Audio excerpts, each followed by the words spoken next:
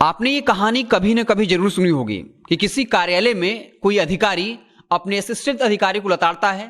उसके बाद वो असिस्टेंट जो होता है वो सीनियर क्लर्क को डांटता है और सीनियर क्लर्क जूनियर क्लर्क पे अपनी भड़ास निकालता है और वो जूनियर क्लर्क उस ऑफिस में सबसे छोटे पायदान पर मौजूद प्यून पर अपना गुस्सा जाहिर करता है।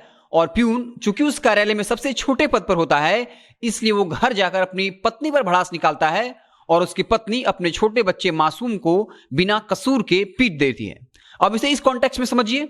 इस वक्त बिहार में जहरीली शराब पीने से 40 से ज्यादा लोगों की मौत हो गई है। नीतीश कुमार आलोचना झेल रहे हैं तो वो अपने अधिकारियों को लताड़ लगा रहे हैं और अधिकारी जो है वो अपने जिला स्तर के एसपी को सुना रहा है और जिला स्तर का एसपी जो है वो थानेदार को धमकी दे रहा है कि आपके इलाके से ऐसी भी कोई खबर नहीं आनी चाहिए, इसके लिए आप सख्ती करिए। और फिर वो थानाध्यक्ष उस इलाके के किसी कमजोर जो शराब बेचता हो या फिर शराब पीता हो उसे पकड़ती है, जेल में डालती है और फिर उस पर अपना सारा गुस्सा निकाल देती है और इस कदर पीटती है कि उसकी हत्या हो जाती है, उसकी मौत हो जाती है। जी हां, बिहार के सीतामढ़ी से एक ऐसी खबर आ रही है। बिहार के सीतामढ़ी के महसूल ओपी प्रभारी मोसिर अली ने बाकायदा 65 वर्षीय विश्वनाथ चौधरी के पास शराब होने के बाद उनकी गिरफ्तारी करती है और फिर थाने के हाजत में उसे इस कदर पीटा जाता है कि उसकी मौत हो जाती है।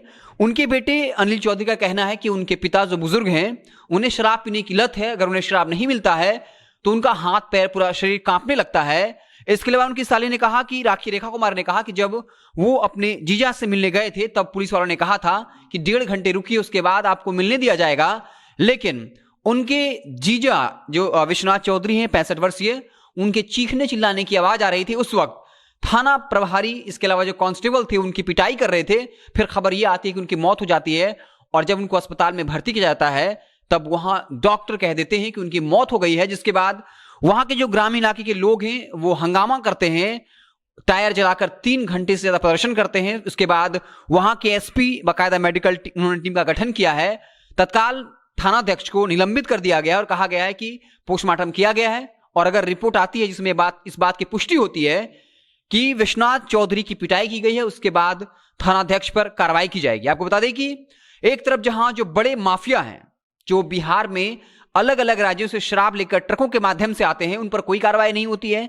जब बिहार के मंत्री राम सूरत राय के भाई के स्कूल से 2 ट्रक शराब की बरामदगी होती है तब उन्हें जेल भी जाना नहीं पड़ता है। थानाध्यक्ष उन्हें पकड़ने की जहमत नहीं उठाता है।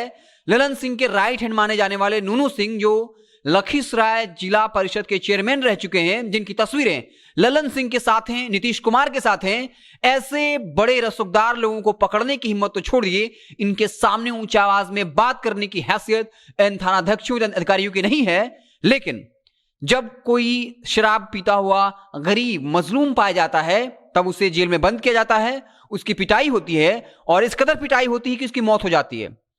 मैं ऐसे लोगों को डिफेंड नहीं कर रहा हूं। अगर वाकई में उन्होंने शराब पी रखी थी, अगर वो शराब बेचते भी हैं, जैसा कि बाकायदा वहां के थानाध्यक्ष ने आरोप लगाया कि 18 बोतल जो शराब की उनके पास से बरामदगी हुई थी, तो कानून के तहत इन लोगों को हैंडल करना चाहिए था। उन्हें आप जेल में डालते, कोर्ट में उन्हें चक्कर लगाना पड़ता। जो भी कानून के तहत आपको अधिकार दिए गए हैं उसका उपयोग करना चाहिए। लेकिन आप अपना सारा गुस्सा, आप अपना पूरा भड़ास ठीक उस चपरासी की पत्नी की तरह निकालते हैं जो अपने बच्चे को बेकसूर पीटती है, जो सबसे कमजोर होता है। उस तरीके से आपने एक शख्स को इस कदर पीटा कि उसकी मौत हो गई।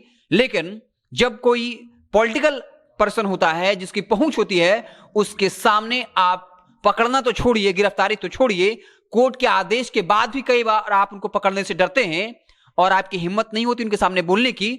आपको बता दें कि तेजस्वी यादव भी आरोप लगा चुके हैं कि 3 लाख से ज्यादा गरीब लोगों की गिरफ्तारी पुलिस ने की है। इसके अलावा कई लोगों को बाकायदा जेल भी हुई है, कोर्ट के चक्कर लगाने पड़े हैं, लेकिन एक भी बड़ा शराब माफिया अभी तक नहीं पकड़ा गया है। नीतीश सरकार के इरादे पर सवाल तब भी उठता है जब राजधानी के एक बड़े अधिकारी ने यह पत्र लिखा था तमाम एसपी को कि उत्पाद विभाग के जितने अधिकारी हैं उनके संपत्ति की जांच होनी चाहिए, उनका संबंध शराब माफिया के साथ गठजोड़ जो हुआ है उनके संपत्ति की जांच होनी चाहिए। तब उस अधिकारी की लेटर को निरस्त कर दिया जाता है और बाकायदा उनका तबादला भी कर दिया जाता है। तो साफ है, तो यह जगजाहिर हो चुका है कि शराबबंदी की आड़ में कैसे 20,000 करोड़ का पैरेलल इकोनॉमी बिहार में बन चुका है और कैसे सत्ताधारी पार्टी के नेता की कहीं ना कहीं सांठगांठ जो है, इस पर संदेह जाता है कि उनकी सांठगांठ है और करोड़ों रुपए की आमदनी जो है उगाही ये लोग कर रहे हैं, चाहे वो अधिकारी हो या फिर सत्ताधारी पार्टी के नेता। लेकिन जब कोई बवाल होता है, जब शराब पीने से, जहरीली शराब पीने से कुछ लोगों की मौत होती है और मीडिया में खबरें बनती है, जब सरकार की आलोचना होती है, शराबबंदी की सफलता को लेकर सवाल उठाए जाते हैं, तब कुछ मोहरों का इस्तेमाल होता है जो छोटे स्तर पर शराब पीते हैं या फिर शराब बेचते हैं, लेकिन बड़े शराब माफिया बचे रहते हैं। और उदाहरण बार बार दिया जाएगा। जिस तरीके से तस्वीरें वायरल हो रही हैं एक पदाधिकारी की जो लखीसराय के सुरगड़ा में तैनात हैं, जिक्र होगा ललन सिंह के राइट हैंड माने जाने वाले लखीसराय चेयरमैन, जिला परिषद के चेयरमैन रहे नूनू सिंह का, कि इन लोगों की गिरफ्तारी क्यों नहीं होती है या कब होगी। बीजेपी आईटी सेल के जिलाध्यक्ष की भी तस्वीरें वायरल हुई है। क्या इन लोगों पर थानाध्यक्ष इन्हें पीटने की जहमत उठाएंगे? हालांकि हम तो ये कहेंगे कि इन लोगों को भी नहीं पीटा जाना चाहिए, बल्कि कानून सम्मत जो कार्रवाई है वो करनी चाहिए। और किसी को भी हक नहीं है कि आप हाजत में किसी को इस कदर पीटें कि उसकी मौत हो जाए। आपको बता दें कि विश्वनाथ चौधरी की मौत हो गई है। इसके अलावा यह भी कहा जाता है कि सोमवार देर रात भी एक युवक की गिरफ्तारी हुई थी और इसी थाने के हाजत में उनको इस कदर पीटा गया कि उनकी मौत हो गई।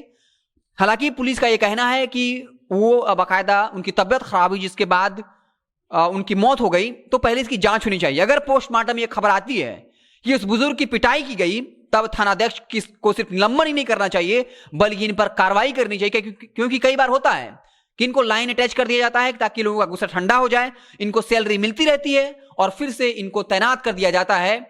तो साफ है कि अगर नीतीश कुमार वाकई में ईमानदार हैं, वो कितनी मासूमियत के साथ कह जाते हैं कि बिहार के कुछ जिलों से बाहर के राज्य से शराब आती है तो एंट्री गेट पर ही जांच क्यों नहीं होता है। अब सवाल यह है कि नीतीश कुमार ये सवाल पूछ किससे रहे हैं। पहली बात, वो बिहार के मुखिया हैं।